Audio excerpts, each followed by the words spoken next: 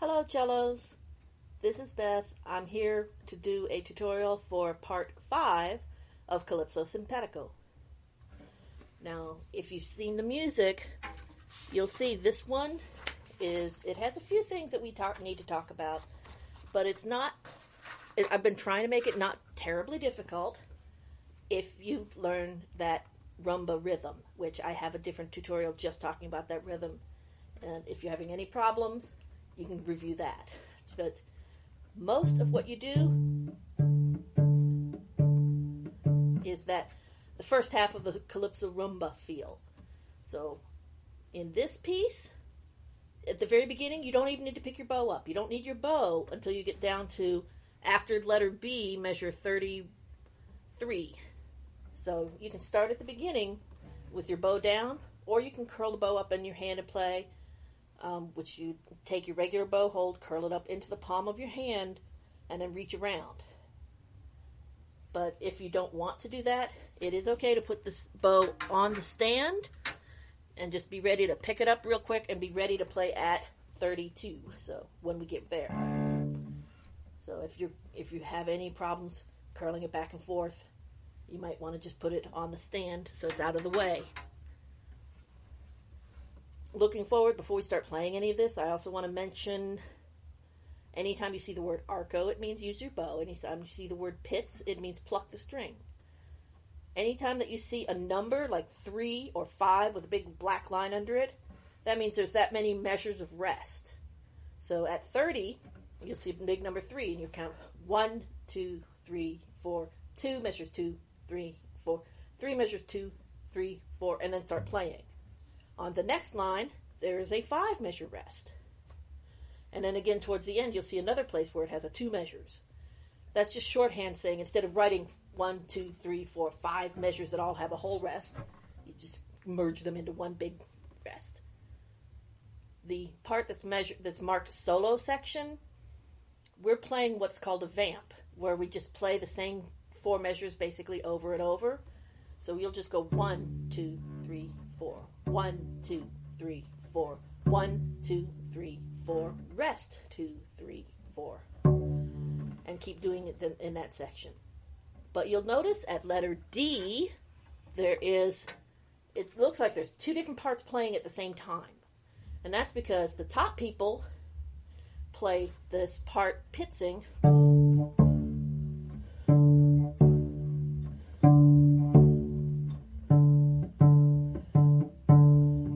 But the bottom people only play the arco notes and only the bottom ones. They don't play the D string at all. They just play this D on the C string. So they'll go 1, 2, 1, 2, 3, 4. 1, 2, 3, 4. Rest. See how in measure 74 there's a big rest at the bottom? That's for the lower players. So they don't play during measure 74.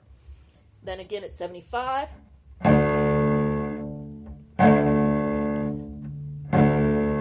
Rest. And then at 79, you go back to everybody's playing that part together.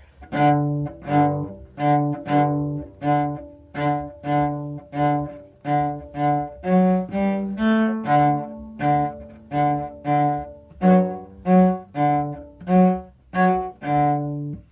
sorry, I didn't mark something. That needs to be pizzicato. So that's everybody's pizzicato together at 79. P-I-Z-Z tutti. Yeah, tutti pizzicato at 79. Everybody should be plucking those measures. I have to fix my part before I send it out. Sorry. Other things to look out for when you're at E.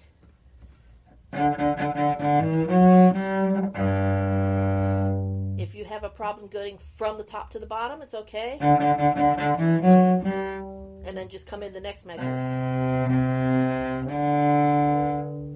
But if you can play the whole thing, just make sure that you get up to the top of the bow so you have room for a long up bow on that dotted half note. So don't start down there at the frog at E. Start somewhere in the middle of the bow. And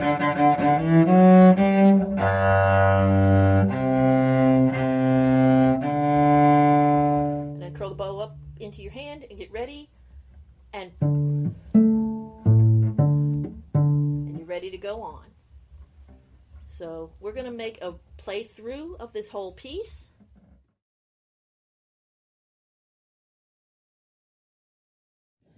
Okay, let's see if we can get this going right.